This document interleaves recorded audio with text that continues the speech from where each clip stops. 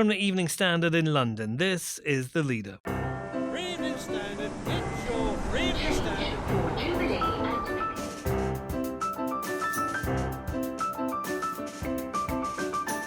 Hi, I'm David Marsland. It's one of the most important roles in the Commons, but what makes a great speaker? You should have a speaker that's not frightened to stand up to the Prime Minister, as John Bercow has proved himself to be with David Cameron, with Theresa May and with Boris Johnson. As a new one is installed to replace John Bercow, we speak to Ayesha Hazarika about the role they could play in one of the most turbulent times in UK politics. Also, Mikhail Gorbachev's warning to the world. The former Soviet Union premier believes tensions between Russia and the West put us in colossal danger. And women are really dominating the shortlist this year, and I think there would have been a time when that would have been unusual, but I think now, we don't really think about whether they're man or woman. The plays that are on there aren't really to do with being a woman or gender. We talk to our digital arts editor, Jessie Thompson, as the Evening Standard Theatre Awards shortlist is announced, with women dominating in major categories.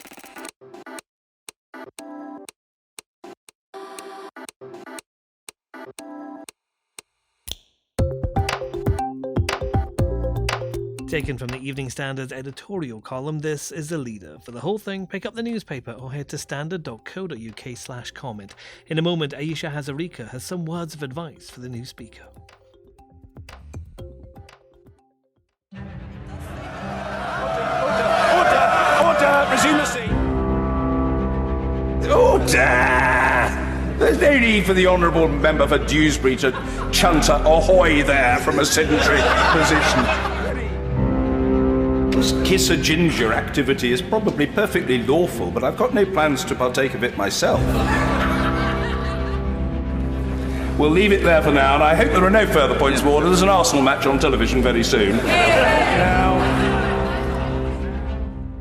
John Bercow clearly loved being the Speaker of the House. Whether the MPs loved him back is a matter of debate. But then debate and keeping order of it is what the job's all about. It's not for everyone, as our editorial column explains.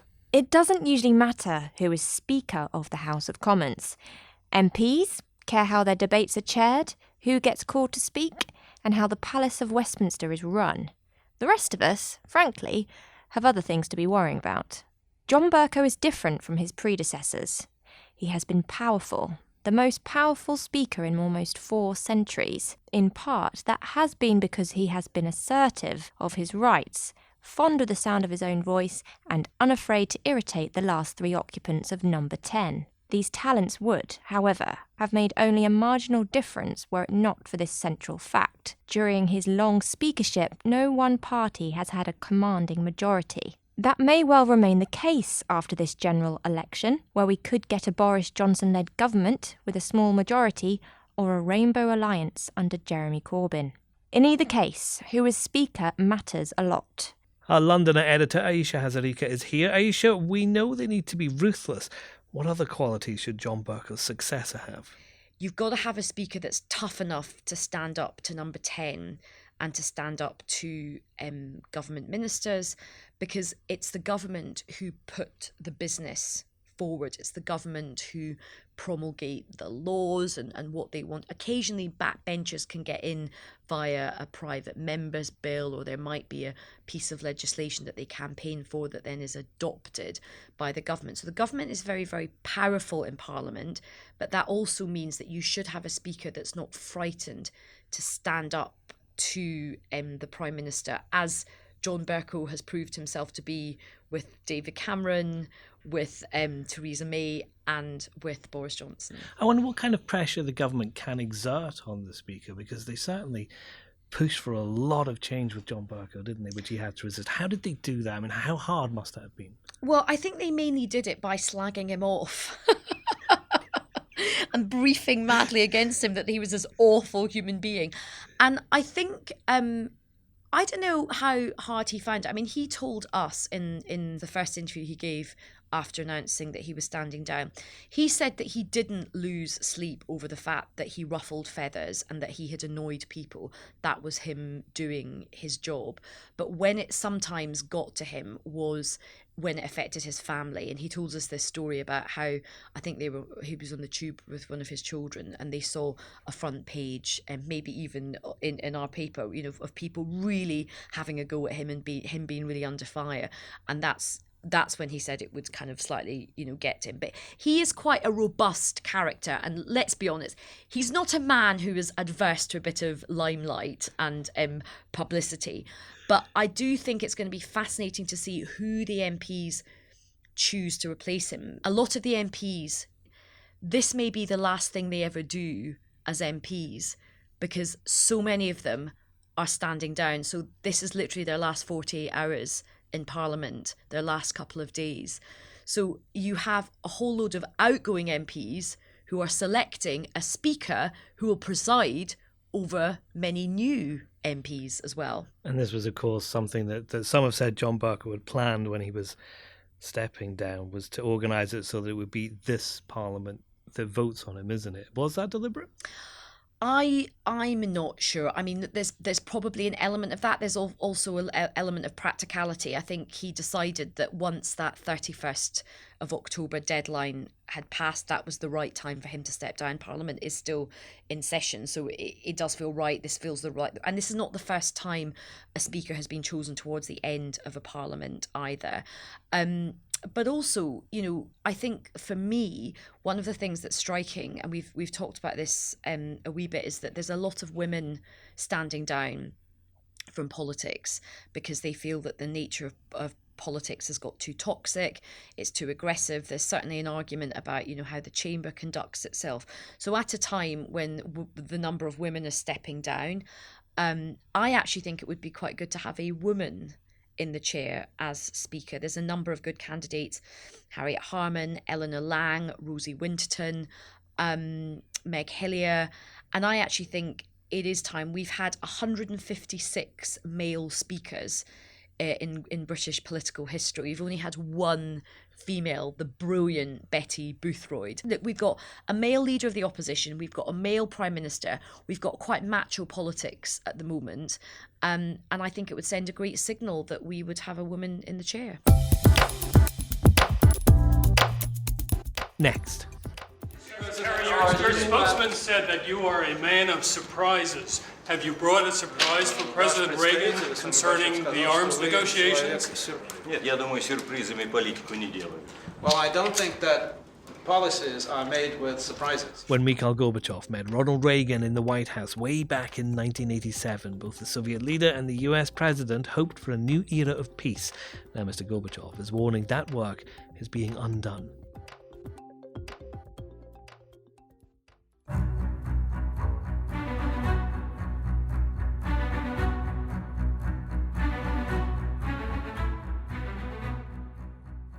It's nearly 30 years since Mikhail Gorbachev won the Nobel Peace Prize for bringing the Cold War to a peaceful end, but perhaps the hostility was merely put on ice. Last year, the US pulled out of the nuclear missile pact the former Soviet leader signed with Ronald Reagan, which banned certain ground-launched weapons in Europe. Russia retaliated by doing the same. Now Mr. Gorbachev is warning relations between Washington and Moscow are chilly but still at war, and he says the outcome could be catastrophic. Here's why the Standard thinks we should pay attention. The titans of the Cold War have mostly fallen. Margaret Thatcher and Ronald Reagan are gone. But the man who brought that war to an end peacefully, tolerantly and honourably is still alive. And today Mikhail Gorbachev, now 88, reflects on the fall of the Berlin Wall 30 years ago this month. We should listen to his warning. The world, he says, is in colossal danger because of tension between Russia and the United States and the renewal of nuclear weapons. Arms reduction agreements that he helped to negotiate are failing. It took courage for leaders such as Mr. Gorbachev to put a stop to the Cold War. He's right to confront us now with the truth. Now, the shortlist for the 65th Evening Standard Theatre Awards is out, and there are going to be some battles ahead between big names and some you may be less familiar with. With me now is our digital arts editor, Jessie Thompson. Jessie, looking at all these categories, the first thing that jumps out is this has been another incredible year for theatre. It has. It's been brilliant.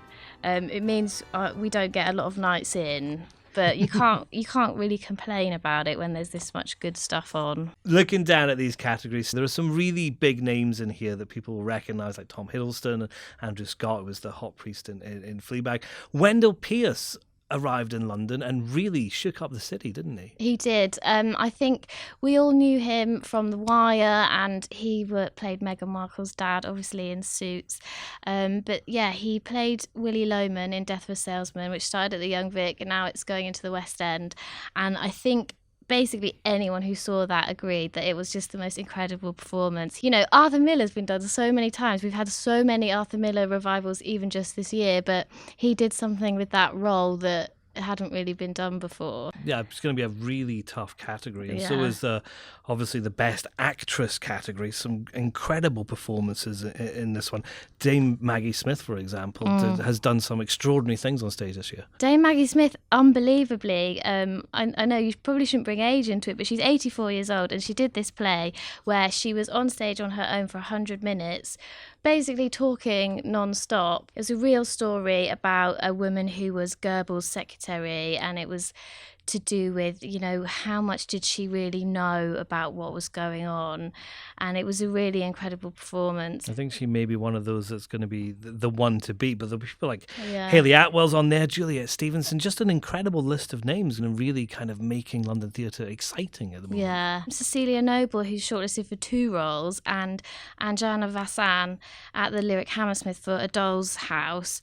They're both incredible actresses, and A Doll's House, it was the same year as Ibsen originally wrote it, but it was moved to Calcutta, and it just brought this whole element of imperialism into a story which is traditionally always thought of as being a feminist play. Faith, Hope and Charity, which is a brilliant play about our political life within the fringes of communities, and Downstate, which is on the Best Play shortlist, and there's also 2 people on the Best Actor shortlist, so Downstate has got a lot of places on the shortlist. I was just going to come to Best Play. Downstate, you've mentioned there. Ear for Eye, Glasskill, Bluebird Imp and Sweat. Some really challenging plays there, aren't there? Yeah, I think it's brilliant to see Debbie Tucker-Green and Carol Churchill both on the shortlist for the Royal Plays at the Royal Court. Carol Churchill especially, those were 4 short plays, and they were just like these really vivid bursts of imagination. There was one where